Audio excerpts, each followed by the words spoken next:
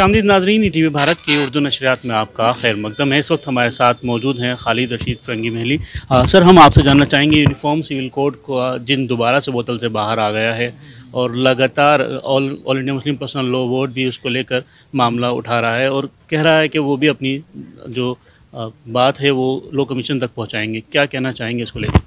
देखिए, law commission ने तो सबकी राय मांगी है। जितनी भी ऑर्गेनाइजेशन है सबकी ज़िम्मेदारी है कि लॉ कमीशन तक अपनी जो सही बातें हैं फैक्ट्स और फिगर्स की बुनियाद पर वहाँ तक पहुँचाएँ। और 5 साल पहले लॉ कमीशन ने ज़ाहिर सी बात है तमाम लोगों की बातें को सुन करके इस बात का इजहार किया था कि फ़िलहाल लॉ कमीशन फ़िलहाल यूनिफॉर्म सिविल कोड की मुल्क में ज़रूरत नहीं है। अब 5 साल बाद फिर ये मसला उठा है। बहरहाल आप सब ये जानते हैं कि यूनिफॉर्म सिविल कोड भी सिर्फ मुसलमानों का मसला नहीं है बल्कि तमाम रिलीजियस कम्युनिटीज़ का मसला है और क़तई तौर पर अपने मुल्क में इस बात की ज़रूरत नहीं है कि इस किस्म का कोई भी कानून सब पर थोपा जाए। सर, जब भी यूनिफॉर्म सिविल कोड की बात होती है तो सबसे पहले मुसलमान अपना एहतजाज दर्ज कराते हैं। क्या वजह है, मुसलमान ही क्यों आगे आते हैं? क्या ये सिर्फ मुसलमानों को ही नुकसान पहुंचाएगा?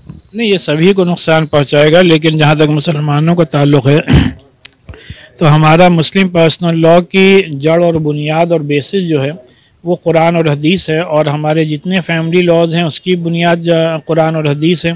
तो लिहाजा हम इस बात को कैसे गवारा कर सकते हैं कि हमें अपने कुरानी अहकामात पर अमल करने से रोका जाए। फिर आप सब जानते हैं कि रिलीजियस फ्रीडम हर शहरी को अपने मुल्क के कॉन्स्टिट्यूशन ने as a fundamental right guarantee किया है। तो कोई भी फंडामेंटल राइट शहरियों से क्यों कर बग़ैर किसी बड़े जवाज़ के छीना जा सकता है, ये भी अपने आप में एक बड़ा सवाल है।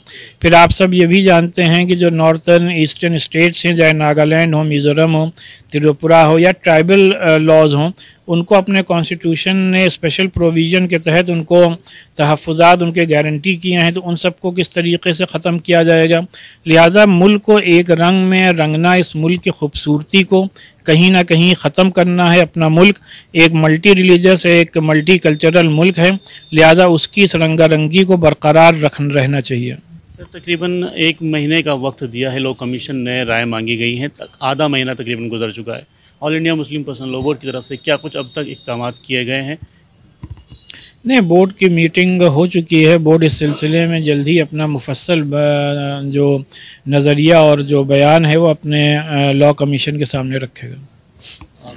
क्या वहाँ पर मुलाकात करने के लिए भी जाएगा कोई वफद All India Muslim Personal Law Board की तरफ? इस सिलसिले में जो भी होगा उसको इंशाअल्लाह वक्त रहते हुए प्रेस को मुत्तला किया जाएगा। सर, इसके अलावा जो बकरीद आ रही है उसको लेकर भी लगातार सवाल खड़े हो रहे हैं। जगह जगह इस तरह की पाबंदियों के भी नोटिस सामने आ रहे हैं कि जहाँ कुर्बानी करने को मना किया जा रहा है। महाराष्ट्र में अगर हम बात करें तो 2 जगह ऐसा हुआ है कि वहाँ पे एक ही दिन कुर्बानी करने को कहा गया है।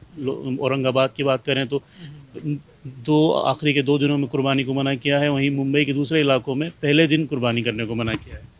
ये आप सब जानते हैं कि अपने मुल्क के आइन और कॉन्स्टिट्यूशन ने हर शहरी को अपने मज़हब पर पूरी तरीके से अमल करने की आज़ादी दी है और अपने मजहबी त्यौहार मनाना, चाहे ईद उल फित्र हो चाहे ईद उल अज़हा हो, वह हमारे मज़हब का अटूट हिस्सा है। और ईद उल अज़हा के 3 दिन कुर्बानी करना हर साहिब हैसियत मुसलमान पर वाजिब है। लिहाजा उससे रोकना कहीं ना कहीं मुल्क के कानून की खिलाफ वर्जी करना है। हाँ, ये ज़रूर है कि जिस तरीके से मुसलमान सिर्फ उन जानवरों की ही कुर्बानी करता है जिन पर कोई कानूनी बंदिश नहीं है, लिहाजा उन्हीं जानवरों की कुर्बानी की जाएगी। शरीयत में इस बात की इजाज़त है कि आप 3 दिन की जगह सिर्फ 1 दिन कुर्बानी करें? आपको कुर्बानी ज़ाहिर बात एक करनी है, चाहे आप 1 दिन करें या 3 दिन करें, तो उसमें कोई हरज नहीं है। और आमतौर पे हम लोग अपनी तरफ से, अपने घर वालों की तरफ से एक ही दिन कुर्बानी करते हैं, लेकिन ज़ाहिर सी बात है 3 दिन कुर्बानी करना जायज़ है। बहुत बहुत शुक्रिया सर बात करने के लिए। तो ये थे मौलाना खालिद रशीद फ़रंगी महली, जिनसे हम बात कर रहे थे। ईटीवी भारत के लिए दिल्ली से मोहम्मद राहिम।